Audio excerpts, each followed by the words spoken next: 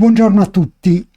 Ieri, commentando una partita di Pietro Cucci, mi è capitata una posizione molto interessante, quella che vedete nel video. In realtà lo score era leggermente diverso, ma non è comunque influente sul risultato, per cui l'ho portato sullo 0-0, perché il discorso che voglio fare oggi è completamente generale.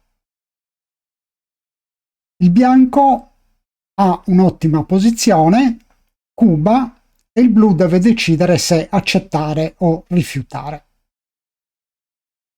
Durante la partita sono arrivato a una rapida conclusione utilizzando una reference position conosciuta e valutando le differenze tra le due posizioni. Ma vediamo innanzitutto che cosa ho detto nel commento. Bar Sì, point forse e la golden cosa. point. Ok, qui siamo già al limite del too good, però non credo che sia un too good. Infatti, Burner decide di Però un bel drop sì. doppiare, ma sì, sì, sì, direi che si può passare questo dado e portare l'avversario sul 2. Sì, passare a cuor leggero proprio, Senza non lo prenderei fatica. mai, mai e poi mai. Mm, mm, mm. Rispetto alla Oh, classica posizione del blitz iniziale 5-5, il giocatore tedesco ha una struttura migliore perché ha le case 2 e 4 anziché 1 e 3 e poi ha mhm. i runner splittati e un Ok, tiro diretto. Infatti il intanto take Pietro ha è un deciso di prendere, blunder. ma è un errore. Sì. Ok, quindi abbiamo sentito la presa di posizione abbastanza netta, condivisa da Marco, e adesso vediamo che cosa ci dice XG. XG ci dice che il bianco ha 70% di possibilità di vittoria e ben il 38% di gammon, per cui accettare è un blunder da quasi 300.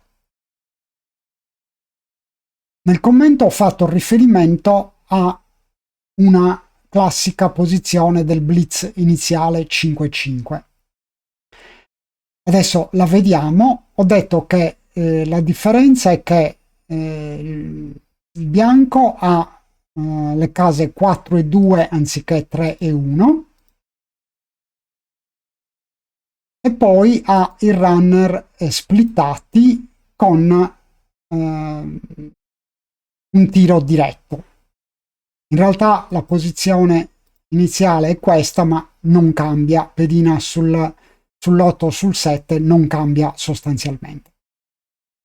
Allora, possiamo vedere, appunto, questa è la classica posizione che è ben noto che è un double e un take.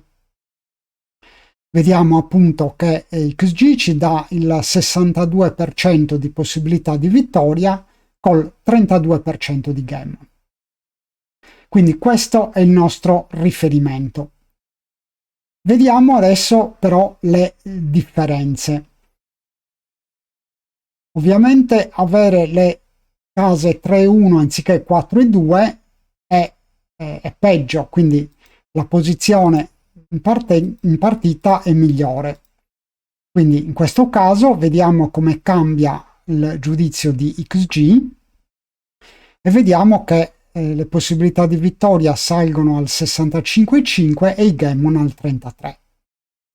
Quindi sempre un take, ma non nettissimo. Altra differenza grossa, però, ancora più grossa decisamente, è che i runner in partita sono splittati e il bianco ha un tiro diretto sul blot nell'outfield. In questo caso vedete che le possibilità di vittoria schizzano al 70% e i gammon al 37%. Quindi il mio ragionamento è stato che sommando questi due fattori, questi due miglioramenti rispetto alla posizione di partenza, due grossi miglioramenti, sicuramente saremo arrivati a un drop molto molto netto.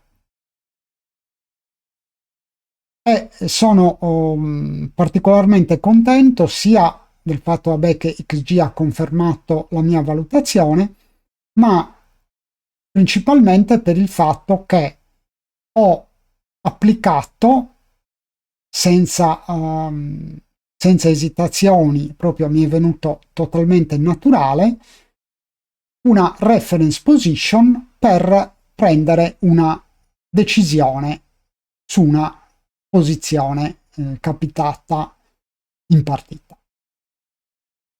Vi ringrazio dell'attenzione, spero che questo esempio sia utile per tutti e arrivederci alla prossima.